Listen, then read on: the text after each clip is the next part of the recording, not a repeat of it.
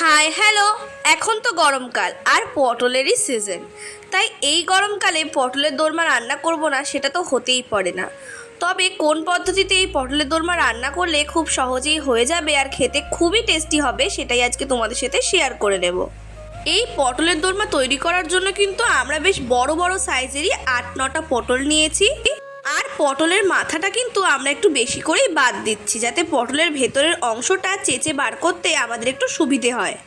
তাছাড়া খোসাটাও কিন্তু আমরা বেশি বাদ দিইনি, একদমই অল্প অল্প করে ওপর থেকে বাজে অংশটাকে চেঁচে নিয়েছি, যার জন্য পটলটা কিন্তু পুরো সবুজই রয়েছে। এই একই পদ্ধতিতে কিন্তু আমরা প্রত্যেকটাই পটল ছাড়িয়ে ভেতর থেকে শাঁসটাকে বার করে নেব। আর বীজ আর শাঁসগুলোকে আলাদা করে সরিয়ে রেখে দিলাম। তারপর কিন্তু পটলগুলোকে খুব ভালো করে ধুয়ে নিয়েছি আর কিছুটা পরিমাণ লবণ দিয়ে পটলের ভেতরে ভালো করে লবণটাকে মাখিয়ে নেব। তারপর কড়াইতে তেল দিয়ে পটলগুলোকে কিন্তু আমি এখানে হালকা করে আগে ভেজে নেব। এদিকে পটলটা ভাজা হতে হতে আমার পুরের জন্য যে চিংড়ি মাছটা রেখেছি সেটার মধ্যে আমি একটু লবণ আর হলুদ মাখিয়ে নিলাম। এখানে কিন্তু আমি 200 গ্রাম মতো চিংড়ি মাছ নিয়েছি। এই রান্নার জন্য পটলটা কিন্তু খুব অল্প করেই ভেজে নিতে হবে, যাতে পটলটা একটু ডাটো ডাটো থাকে। এবার কিন্তু ওই একই তেলে আমি চিংড়ি মাছটাকে একটু হালকা করে ভেজে নেব। চিংড়ি মাছটা ভেজে নামিয়ে নিয়ে কিন্তু খুন্তি দিয়ে আমরা চিংড়ি মাছটাকে একটু কুচি কুচি করে নেব। এরপর চিংড়ি মাছটা ভালো করে ভাজা হয়ে গেলে ওই একই তেলে কিন্তু আমরা দিয়ে দেব কিছুটা পেঁয়াজ কুচি আর কিছুটা টমেটো কুচি। তারপর কিন্তু ওপর থেকে সামান্য লবণ দিয়ে আমি এটা একটু নরম হয়ে আসা পর্যন্ত ভেজে নেব।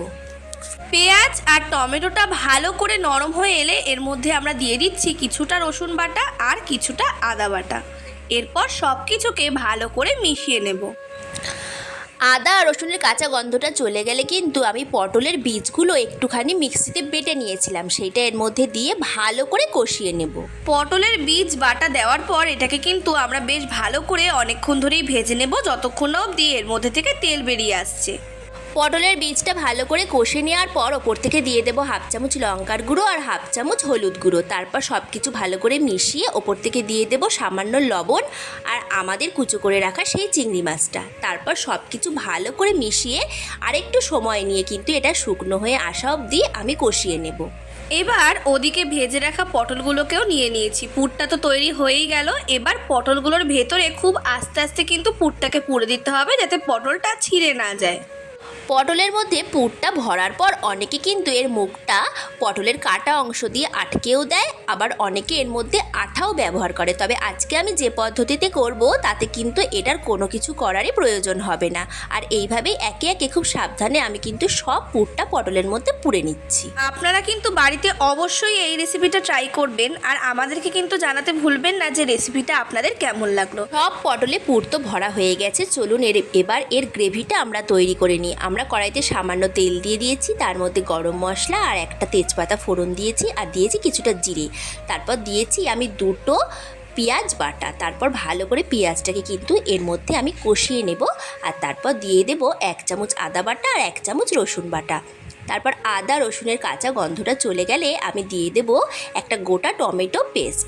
তারপর সব কিছু ভালো করে মিশিয়ে ওপর থেকে দিয়ে দেব সামান্য পরিমাণ লবণ আর হলুদ আর 1/2 চামচ লঙ্কার গুঁড়ো। তারপর সব কিছুকে ভালো করে একবার মিশিয়ে নেব। এবার এতে দিয়ে নেব 1/2 চামচ ধনে গুঁড়ো আর জিরে গুঁড়ো। ধনে গুঁড়ো জিরে গুঁড়ো দেওয়া হয়ে গেলে এটাকে আরও কিছুক্ষণ ভালো করে কষিয়ে নেওয়ার পর এর মধ্যে কিন্তু আমরা দিয়ে দেব ফেটিয়ে রাখা কিছুটা টক দই। টক দই কিন্তু এইভাবে ফেটিয়ে আর স্টিম কমিয়ে না দিলে টক দইটা ফেটে যাওয়ার সম্ভাবনা থাকে। টক দই দেওয়ার পর মশলার সাথে সেটাকে ভালো করে কিছুক্ষণ ধরে কষিয়ে নেব। আর সেই টক দইয়ের বাটি ধোয়া জলটা আমরা এর মধ্যে দিয়ে দিচ্ছি।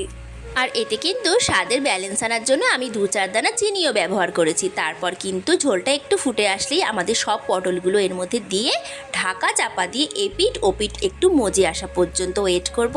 তারপর ঝোলটা একটু শুকিয়ে আসলেই কিন্তু নামিয়ে নেব। তাহলেই তৈরি হয়ে যাবে আজকে আমাদের পটলের এই দোরমা। তাহলে দেখেছেন তো আজ কত সহজেই আপনাদের আরও একটা নতুন রেসিপি শেয়ার করে দিলাম। ভালো লাগলে সাবস্ক্রাইব করে দেবেন।